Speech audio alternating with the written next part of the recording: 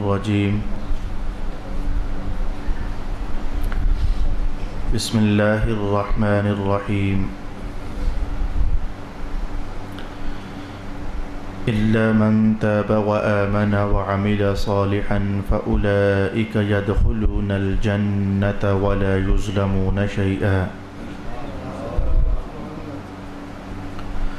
جنات عدن التي وعد الرحمن عباده بالغيب إنه كان وعده مأتيا لا يسمعون فيها لغوا إلا سلاما ولهم رزقهم فيها بكرة وعشيا تلك الجنة التي نورث من عبادنا من كان تقيا وما نتنزل إلا بأمر ربك له ما بين أيدينا وما خلفنا وما بين ذلك وما كان ربك نسيا رب السماوات والأرض وما بينهما فاعبده واصطبر لعبادته هل تعلم له سميا صدق الله مولانا العظيم الصلاة والسلام عليك يا سيدي يا رسول الله الصلاة والسلام عليك يا سيدي يا حبيب الله الصلاة والسلام عليك يا سيدي يا شفيع المذنبين وعلى آلك وأصحابك يا سيدي يا رحمة للعالمين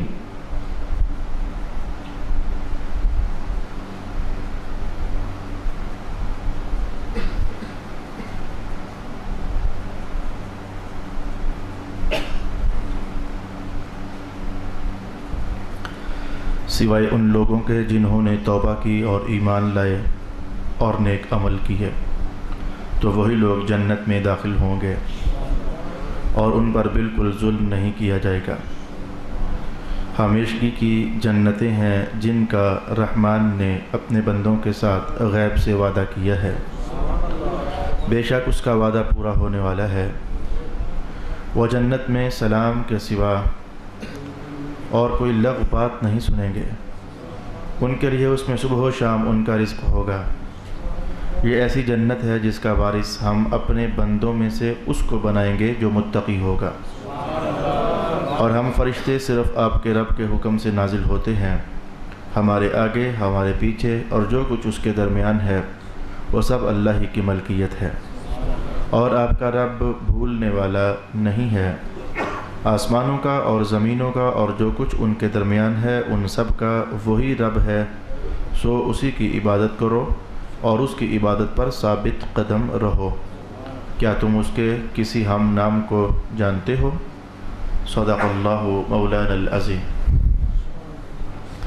تلاوت کردہ آیات بینات کے اندر آج تمام کے تمام اسباق میٹھے میٹھے مختصر ہیں، کوئی پیچیدہ عنوان آج کی اس نشست میں ہمارے سامنے نہیں ہے، اس لیے چند جملوں کے ساتھ آیت کو سمیٹتے ہوئے ہم سب آگے بڑھ جائیں گے۔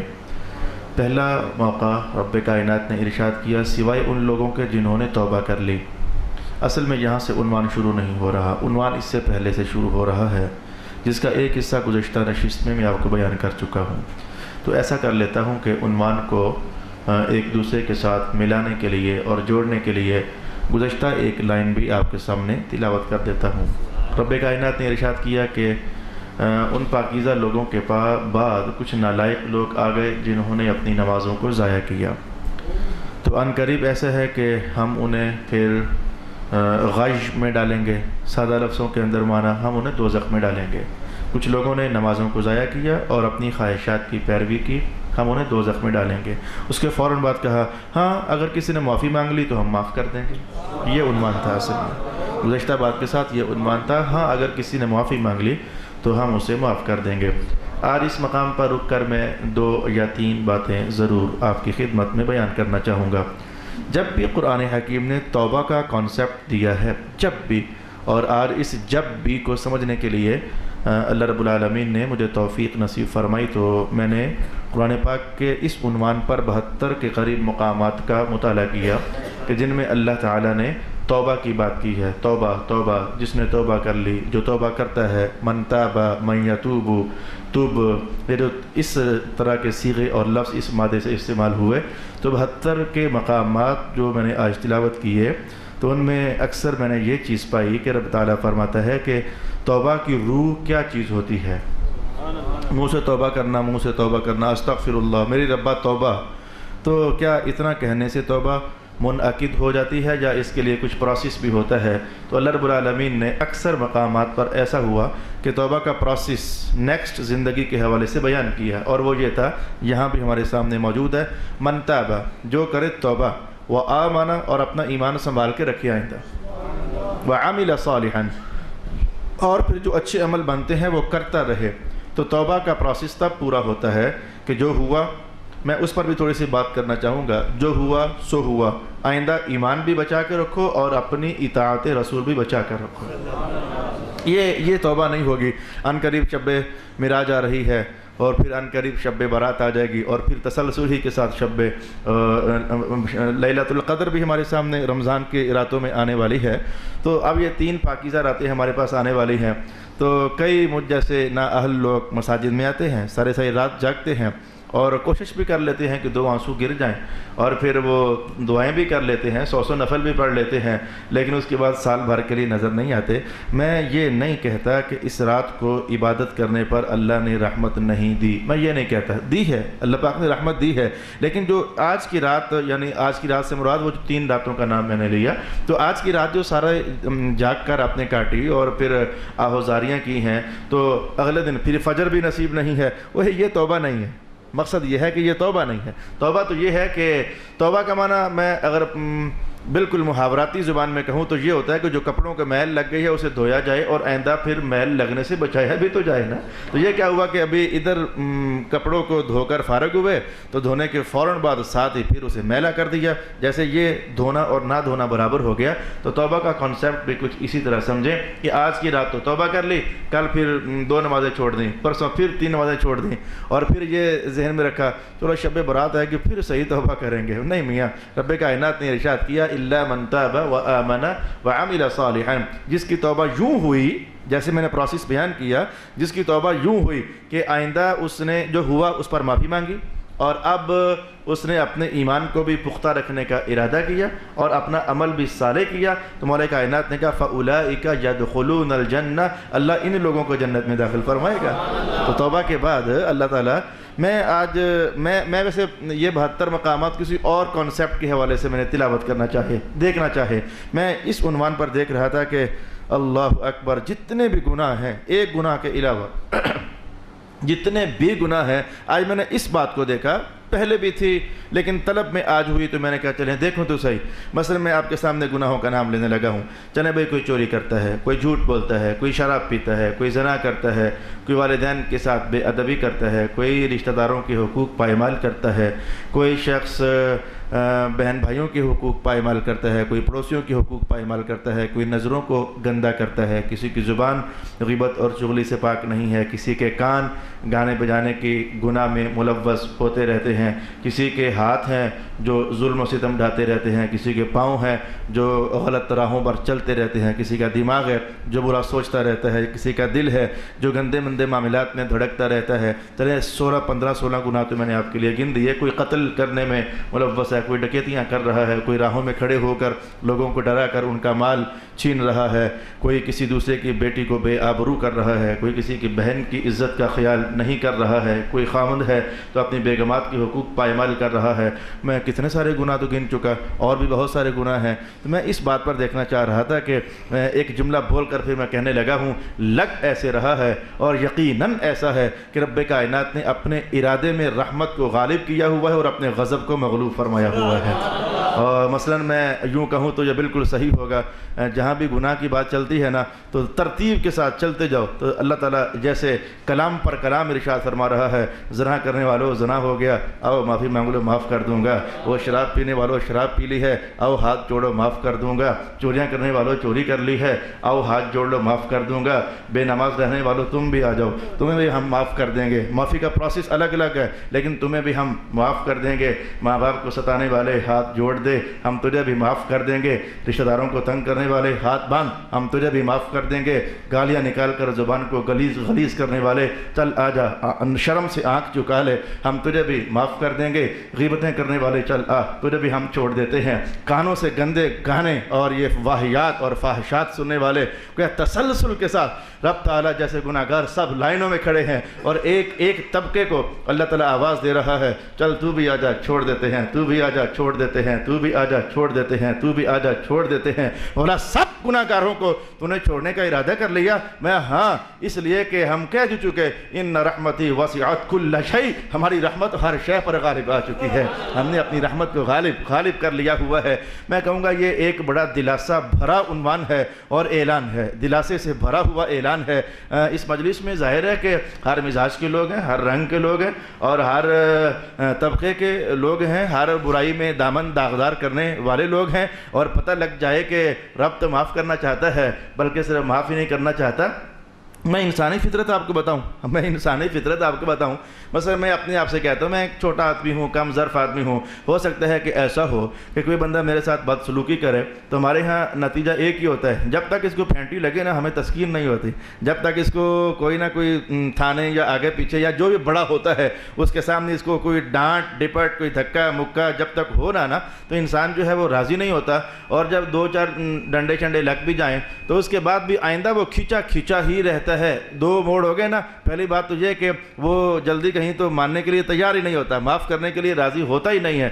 और अगर माफ़ कर भी दे लेते हैं लेकिन वो दिल के अंदर वो जो तरेड़ आ चुकी होती है ना मोहब्बत में, तो वो तरेड़ ख़त्म होने का नाम नहीं लेती है। ये देखें रब कायनात का उन्वान ज़रा अलग है, इसलिए तो हम बंदे हैं, वो रब है। रब जो हुआ मियाँ वो रब है। रब कायनात ने कहा जिसने भी नाफरमानी की है तो गुनाह तो हमारे हुक्म ना मान कर ही हुआ है ना, तो मामला हमारा ही है, हमारे महबूब करीम सल्लल्लाहु अलैहि वआलिहि वसल्लम की नाफरमानी ही का है। तो हैं वो भी रहमत हैं, हम भी रहमत, वो भी रहमत, वो रहमतुल लिल आलमीन बना कर भेजे गए हैं और हम तो हैं ही रहमत। फिर रब हमारी रहमत तो वैसे ही हर शय पर गालिब आ चुकी है।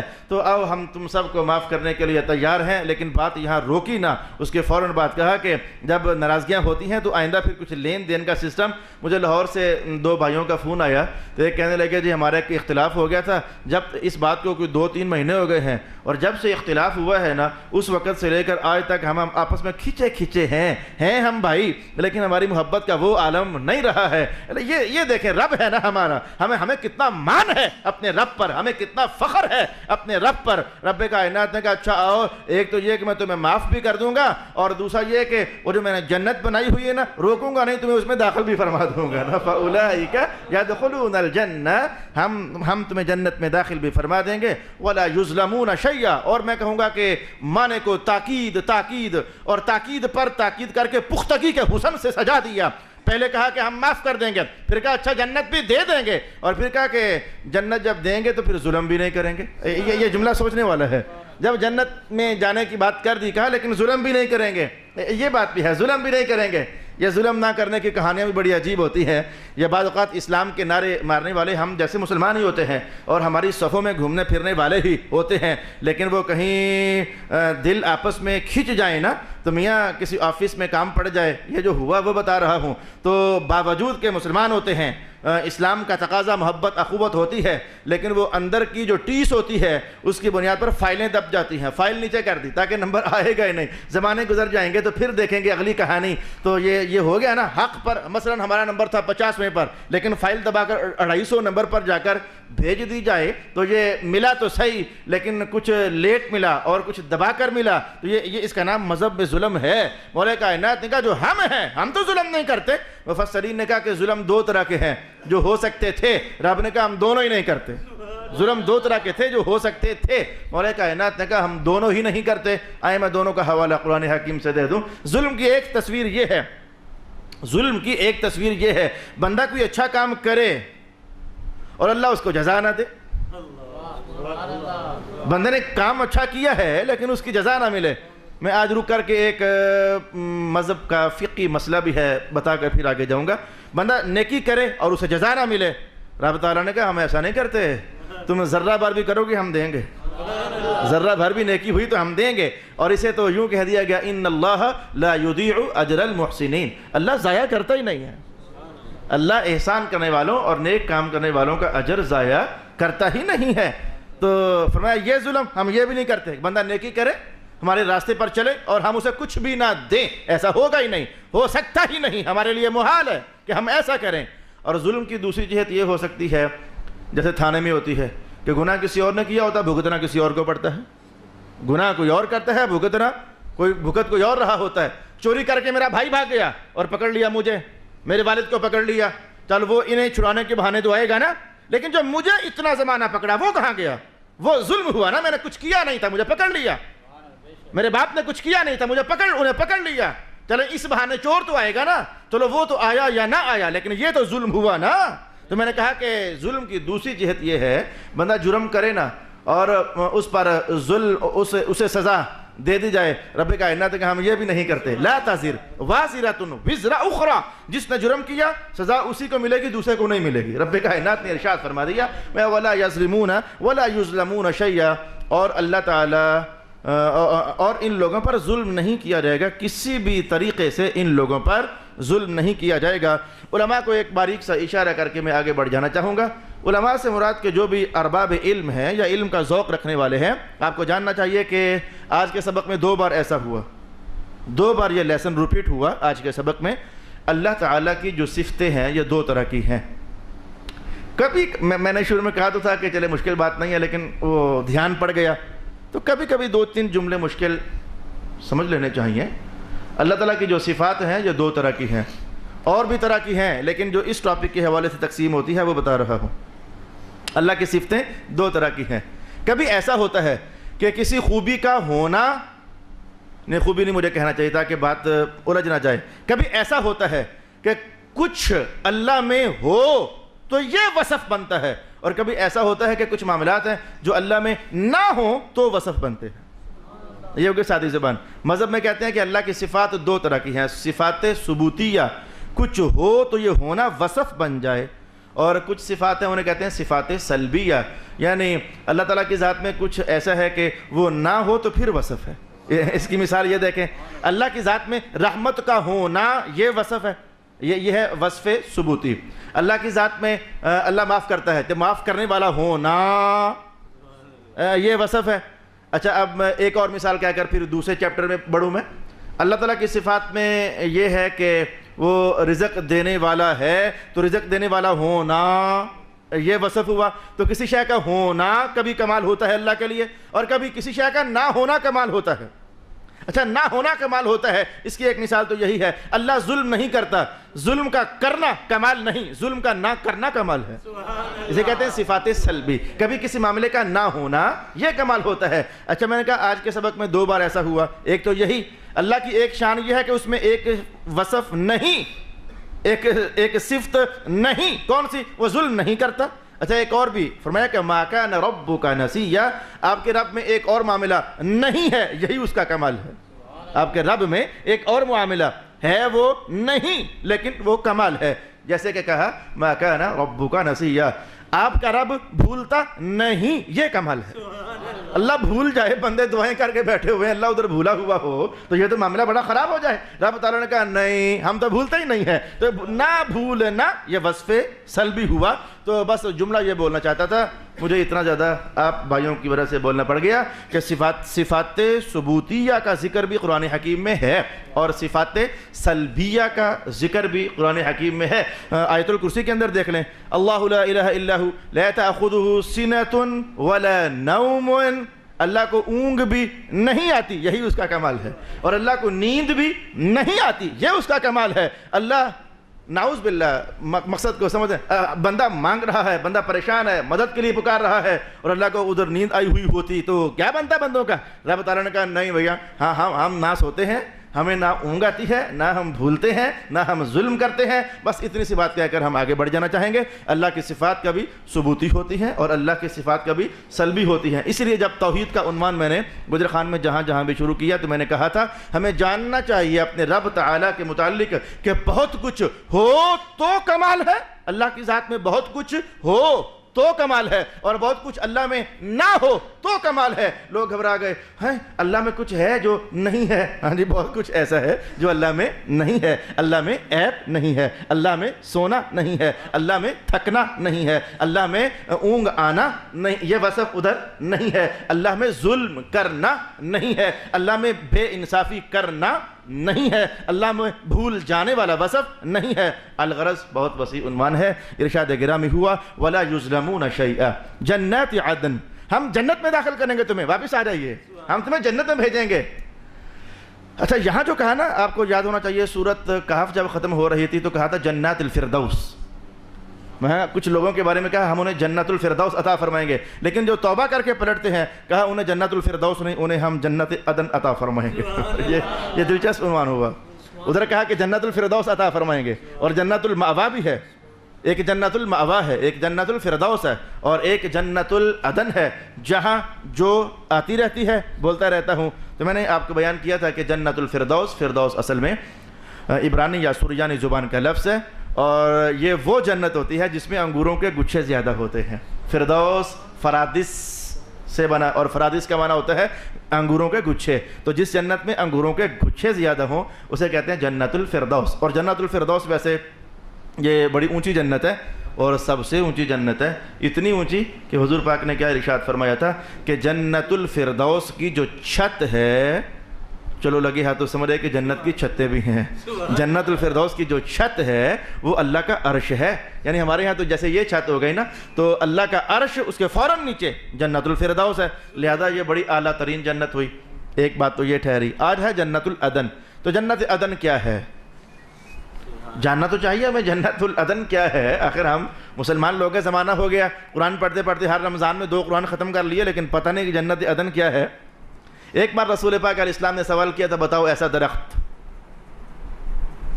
بتاؤ ایسا درخت جس پر خزاں نہیں آتی، پتے نہیں جھڑتے اس کے۔ خزاں کے موسم میں بڑے بڑے درختوں کے پتے جھڑ جاتے ہیں، آپ کو پتہ ہے، پتے نہیں جھڑتے اس کے۔ میں ایک دن ایسے ہی کہیں درس قرآن دینے کے لیے گیا تو میں اس سوچ میں پڑ گیا کہ یہ کیا بات ہے کہ خزاں کا موسم ہمیشہ گرمیوں کے بعد آتا ہے، گرمیوں سے پہلے بھی تو آ سکتا تھا۔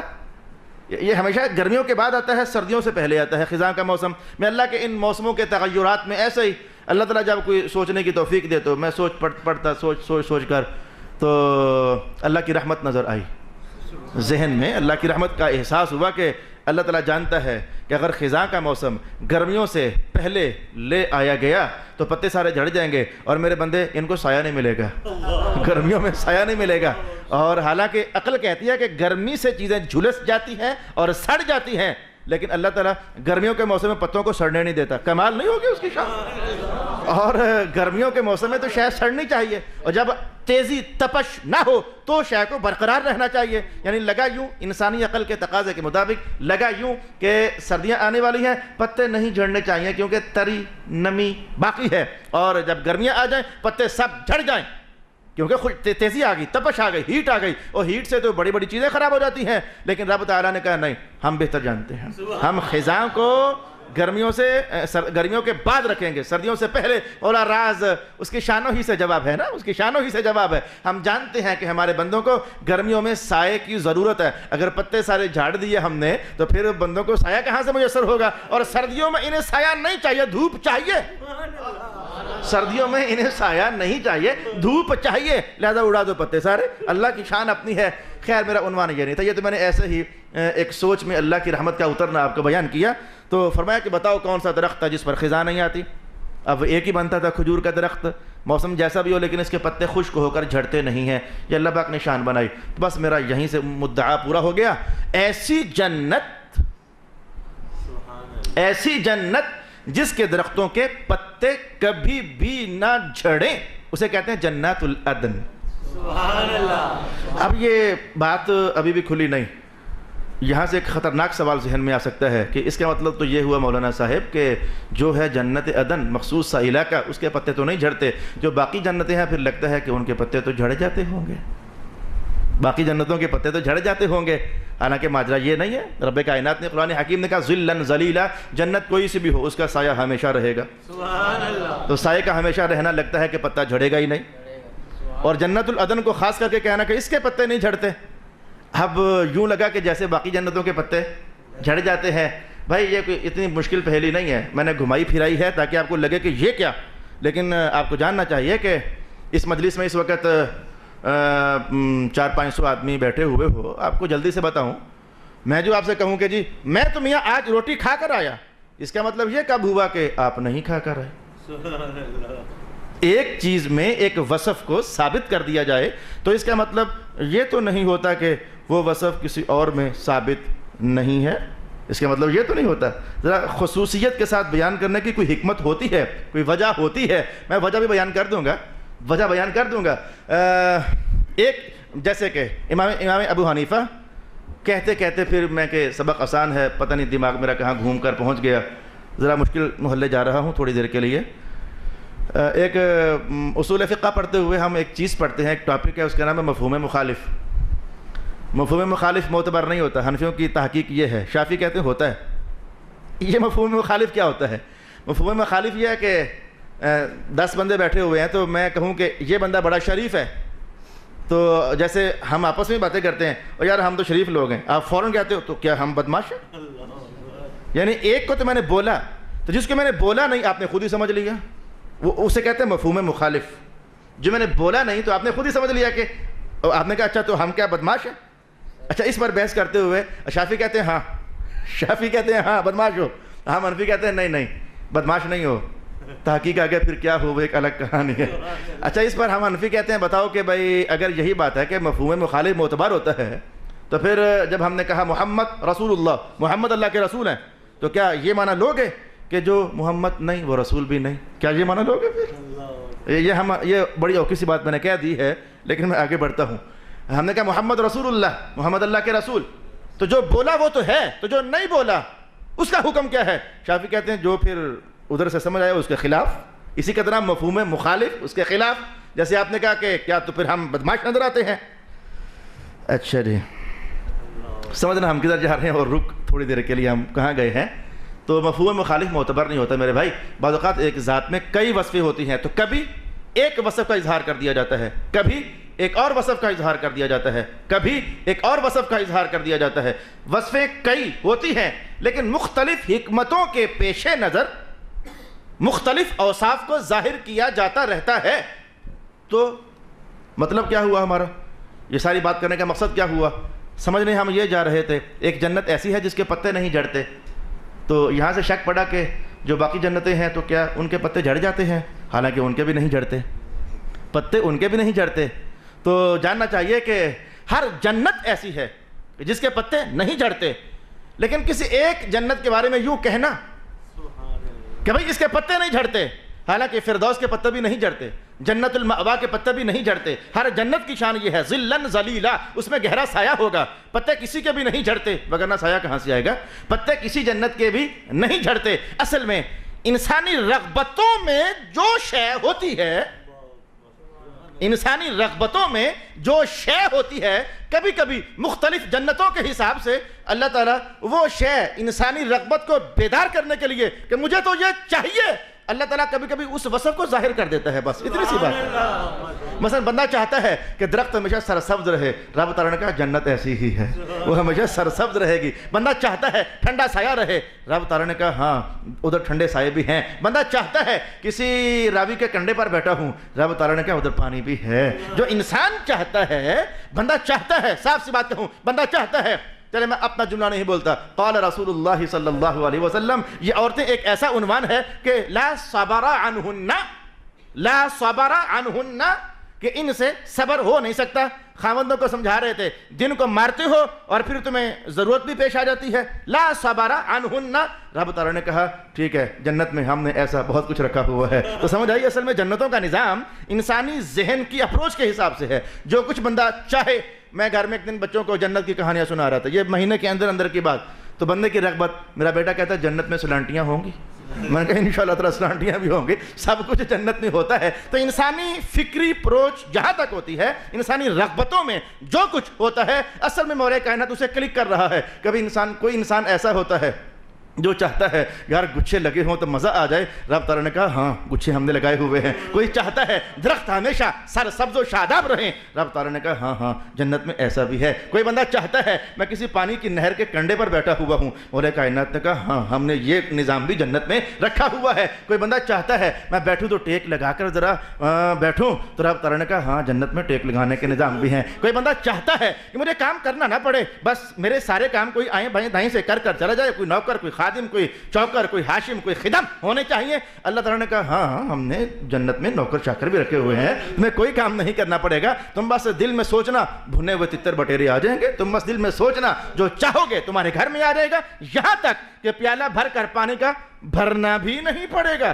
سوچو گے کہ ہم نے دودھ پینا ہے، پیالے میں دودھ لے گا خود تمہارے لبوں تک آ جائے گا، یہ جنت کا نظام ہے۔ اب میرا خیال ہے کہ عنوان تھوڑا سا آپ کو سمجھ آ گیا ہوگا کہ ایسا نہیں تھا کہ باقی 7 جنتوں میں پتے جھڑ جاتے ہیں، جھڑتے کسی کے بھی نہیں ہیں، وہ کبھی یہ وصف بولا کبھی یہ وصف بولا کبھی یہ وصف بولا، سب جنتوں میں سب کمال ہیں سب خوبیاں ہیں۔ ارشاد گرامی ہوا جنات عدن، ہم تمہیں جنت میں ڈالیں گے لیکن جنت عدن ہوگی، یعنی پتے شتے نہیں جھڑیں گے، اس کے بڑا سرسبز علاقہ ہوگا۔ وعد الرحمن، یہ نہ کہنا کہ مولا ہمیں تو پھر بھی ڈاری پڑا ہوا ہے، ہم تو بڑے گناہگار ہیں، کہا نہیں رب نے وعدہ کر لیا۔ وعد الرحمن، کلام نے کیسا زور ڈالا، وعد الرحمن، اللہ نے وعدہ کر لیا عبادہ بالغیب، اپنے بندوں سے غیب میں، اللہ نے وعدہ کر لیا جنت العدن کا اپنے بندوں سے غیب میں۔ 2 تفسیریں کہوں گا، بالغیب 2 تفسیریں کہوں گا۔ جن بندوں میں غیب ہے ان کے لیے اللہ نے جنت کا وعدہ کر لیا، جن بندوں میں غیب ہے۔ ایک معنی تو سادہ جلدی سمجھ آنے والا، پہلا سپارہ یؤمنون بالغیب، آخرت کے سارے جہان دیکھے تم نے نہیں ہے لیکن میرا محمد کہے تو مان جانا۔ تم نے نہیں دیکھے، تم نے مجھے نہیں دیکھا، جنت نہیں دیکھی، دوزخ نہیں دیکھی، فرشتے نہیں دیکھے، برزخ نہیں دیکھی، مصطفیٰ کہے تو مان جانا۔ بولا مان جائیں گے، فرمایا یہ ایمان بالغیب ہے۔ تو معنی سمجھیں، جو ایمان بالغیب لے آیا بندوں میں سے جنت، ایک معنی تو یہ، لیکن یہ ہم پہلے سپارے میں پڑھ چکے ہیں، اور ایک تازہ معنی اللہ نے غیب والے بندوں کے لیے جنت عدن کا وعدہ فرما لیا۔ یہ غیب والے بندے کون سے ہیں؟ اللہ تمہیں ہدایت دے۔ یاد ہے اخلاص پر ایک بحث چلی تھی، ایک بار اخلاص پر کبھی بحث چلی تھی؟ میں کہتا ہوں کہ غیب والے بندے کیا مراد، جن کے بارے میں شیطان نے کہا تھا الا عبادک منہم المخلصین، اے میرے اللہ تیرے وہ بندے جن میں اخلاص ہے میں ان پر قابو پا نہیں سکتا۔ اخلاص پر میں نے گھنٹہ بھر بحث کی تھی 14ویں سپارے میں، تو آخرکار بات کیا نکلی؟ اخلاص اللہ اور بندے کے مابین ایک راز ہے، حاصل بحث یہ نکلی تھی، اور اللہ پاک نے کہا تھا کہ یہ راز ہم اس بندے کو دیتے ہی نہیں جس سے پیار کرتے ہیں، جس سے پیار نہیں کرتے، یہ راز صرف اسے ملتا ہے اخلاص والا، یہ راز صرف اسے ملتا ہے جس کو ہم چاہتے ہیں، جس کو ہم محبت دیتے ہیں، یہ راز اخلاص والا صرف اسے دیتے ہیں۔ بات پرانی ہو گئی، شاید آپ کو یاد نہیں رہی، آئیں بتاتا ہوں اخلاص کیا ہے۔ اخلاص یہ تھا کہ مثلا مجھے اللہ نے اگر آج تہجد کی 2 رکعتیں عطا فرما دیں تو صبح اٹھ کر آدھے شہر کو پتہ چل جائے، اخلاص نہیں ہے، یہ بندہ غیب والا ہے ہی نہیں ہے، اس نے اپنے غیب کو ظاہر کر دیا، اس نے اپنی پوشیدہ کہانی کو کھول دیا۔ یہ غیب والا کہاں ہے؟ غیب والا وہ ہے اللہ، غیب والا وہ ہے۔ گلی سے 2 بندے گزرے خواجہ حسن بصری کے گھر کے پاس، آپ کو یاد آ گئی ہوگی میں کدھر جا رہا ہوں۔ بندے گزرے گلی سے، کسی نے کہا اوے یہ حسن کا گھر ہے، دوسرے نے کہا وہی حسن جو رات کو 100 نفل پڑھ کر سوتا ہے؟ کہا ہاں۔ اندر بیٹھے ہوئے تھے، کہا مولا میں تو 100 نہیں پڑھتا، تو میری عزت کچھ زیادہ ہو رہی ہے، ہوں میں کم؟ نہیں یہ بات اچھی نہیں۔ مولا ٹھیک ہے آج کے بعد 100 پڑھ کر ہی سوؤں گا۔ پتہ کسی کو نہ چل سکا کہ 100 شروع ہو گئے۔ زمانہ گزرا، اتفاق سے پھر لوگ گزرے، کہا حسن کا گھر، وہ حسن جو 1000 پڑھتا ہے؟ کہا ہاں۔ کہا مولا میں تو 1000 نہیں پڑھتا، مولا میں تو 1000 نہیں پڑھتا، چلے میری عزت مولا زیادہ ہے تو پھر میں اب اتنا تو بن جاؤں جتنی میری عزت ہے، اتنا تو بن جاؤں جتنی میری عزت ہے۔ مولا ٹھیک ہے پھر آج کے بعد 1000 پڑھ کر سویا کروں گا، اور یہ کرامت پر ہی معمول ہو سکتا ہے، عادت پر تو بڑا مشکل ہے، 20 تراویحیں پڑھنا مشکل، یہ کرامت پر ہی معمول ہو سکتا ہے۔ میں نے کہا راز اپنا اور اللہ بندے کا راز بن جائے، یہ عباد بالغیب ہے، جو کیا غیب رکھا۔ حدیث کے الفاظ سننا چاہتے ہو حضور نے ارشاد نہیں فرمایا تھا یوں صدقہ کرو ایک ہاتھ دے دوسرے کو پتہ نہ چلے؟ سبحان اللہ۔ اس حدیث میں یہ گہرا اشارہ موجود ہے، ایک ہاتھ دے اور دوسرے کو پتہ نہ چل سکے۔ ایک اور اشارہ سننا چاہتے ہو میں کہ جو فرض ہیں، لا تجعلوا بیوتکم قبورا، لوگوں اپنے گھروں کو قبرستان مت بناؤ۔ حضور کیا کریں؟ میں فرض نماز مسجد میں آ کر پڑھ لیا کرو اور نفل وغیرہ گھر جا کر پڑھا کرو۔ سبحان اللہ۔ فرض تو ڈیوٹی ہے وہ کرو، بلکہ مسجد میں آؤ، میرا حکم ہے آمنے سامنے پڑھو، جماعت میں آؤ، میرا حکم ہے۔ لیکن جہاں تک معاملہ ہے تمہاری پرائیویسی کا اللہ کے ساتھ، تو وہ پھر چھپ کر کرو۔ 2 پڑھے ہیں کسی کو پتہ ہی نہیں، 4 پڑھے ہیں کسی کو پتہ ہی نہیں، 10 پڑھے ہیں کسی کو پتہ ہی نہیں۔ تو رب کائنات نے کہا جن لوگوں نے مجھ سے غیب کا معاملہ بنا لیا، صرف میں جانوں کوئی اور نہ جانے، دل دریا سمندروں ڈونگے، یہ وہی ماجرا ہے، دل دریا سمندروں ڈونگے کون دلاں دیاں جانے، یہ وہی سلطان العارفین کا کلام ہے، عام بندہ تو نہیں ہے نا۔ آئے میرے بھائی، رب کائنات نے ارشاد کیا جنات عدن دیں گے، وعد الرحمن عبادہ بالغیب، اللہ نے وعدہ فرما لیا ان لوگوں کے ساتھ جو کہ عباد بالغیب ہیں، انہو کان وعدہ مأتیا، وعدہ مأتیا، اللہ کا وعدہ تو ہو کر ہی رہتا ہے، تاکید پر تاکید، پختگی پر پختگی، حسن پر حسن بنتا چلا گیا، اللہ کا وعدہ ہو کر ہی رہتا ہے۔ ویسے اللہ کے وعدوں کی بھی کیا شان ہے، یہاں کہا اس کا وعدہ آ کر رہتا ہے، مأتیہ اتا جاتی اتیانا آنا، اللہ کا وعدہ آ کر رہتا ہے۔ ایک اور مقام پر رب کائنات نے کہا ان اللہ لا یخلف المیعاد، اللہ اپنے وعدے کا خلاف کرتا ہی نہیں ہے۔ ایک اور مقام پر ارشاد کیا سورہ مزمل کان وعدہ مفعولا، جو اس نے وعدہ کر دیا سمجھو وہ کام ہو گیا۔ سورہ مزمل میں انداز بدل گیا، جو اس نے وعدہ فرما لیا سمجھ جاؤ کام ہو گیا۔ یعنی جیسے کہ یہاں بات چل رہی ہے توبہ کر لو واپس آ جاؤ، رب تعالیٰ نے کہا ہم تمہیں جنت دیں گے، جنت بھی عدن دیں گے۔ مزمل بولی او لوگو جو اللہ نے وعدہ کر لیا سمجھو ہو گیا، کان وعدہ مفعولا، اس کا وعدہ سمجھو کہ ہو گیا، ٹوٹنے والا ہے ہی نہیں ہے۔ اور اپنے وعدے کی پختگی کے بیان کرنے کے لیے رب تعالیٰ نے اعلیٰ ترین جو انداز اختیار کیا، وہ صیغوں کے اعتبار سے اللہ کا ہر انداز اعلیٰ ہوتا ہے۔ یہ سوال مقدر کا جواب ہے، اللہ کا ہر انداز اعلیٰ ہوتا ہے، لیکن وہ جو صیغوں کے اندر زور ڈالا وہ الفاظ یہ تھے وَمَنْ أَوْفَى بِعَهْدِهِ مِنَ اللَّهِ، اللہ سے بڑھ کر اپنے وعدے کو کون پورا کر سکتا ہے؟ کوئی بھی نہیں پورا کر سکتا۔ مَنْ أَوْفَى بِعَهْدِهِ مِنَ اللَّهِ فَاسْتَبْشِرُوا، یہ جملہ بڑا زبردست ہے، جب اللہ وعدہ دے دے پھر خوش ہو جایا کرو، یہ کام ہو گیا، فَاسْتَبْشِرُوا، خوش ہو جایا کرو۔ إِنَّهُ كَانَ وَعْدُهُ مَأْتِيًّا لا يسمعون فيها لغوا الا سلاما۔ نہیں میرے بھائی، میں تو سوچ رہا تھا کہ اللہ کرے گا آج ہمارا رکوع نپٹ جائے گا، وہ درمیان میں ایسے پتہ نہیں مجھے کیا ہو گیا، تھوڑا سا تو 2-4 جملے ہم کھینچتے ادھر ادھر پہنچتے ہوئے ہمارا وقت ختم ہو گیا۔ انشاءاللہ جنت کا بیان چل رہا ہے، اللہ پاک نے کہا کہ جنت میں لغو نہیں سنو گے، جب بھی سنو گے سلام سنو گے، لغو نہیں سنو گے مطلب کیا ہے؟ جب بھی سنو گے جنت میں تو سلامتی سنو گے، اس کا مطلب کیا ہے؟ اور یہ کہنا کہ اللہ تعالیٰ جنت میں تمہیں صبح و شام رزق دے گا، وَلَهُمْ رِزْقُهُمْ فِيهَا بُكْرَةً وَعَشِيًّا، اللہ تعالیٰ تمہیں صبح بھی رزق دے گا شام بھی رزق دے گا، حالانکہ جنت میں نہ صبح ہے نہ شام ہے۔ یہ ماجرات ذرا دیکھنے والے ہیں، جنت میں صبح بھی نہیں ہے، جنت میں شام بھی نہیں ہے، لیکن قرآن نے کہا کہ ہم صبح بھی کھانا دیں گے جنت میں اور شام کو بھی کھانا دیں گے۔ یہ کیا راز ہے؟ یہ سارے راز انشاءاللہ العزیز ہم اگلی نشست میں سیکھنے کا اہتمام کریں گے۔ صدق اللہ مولانا العظیم۔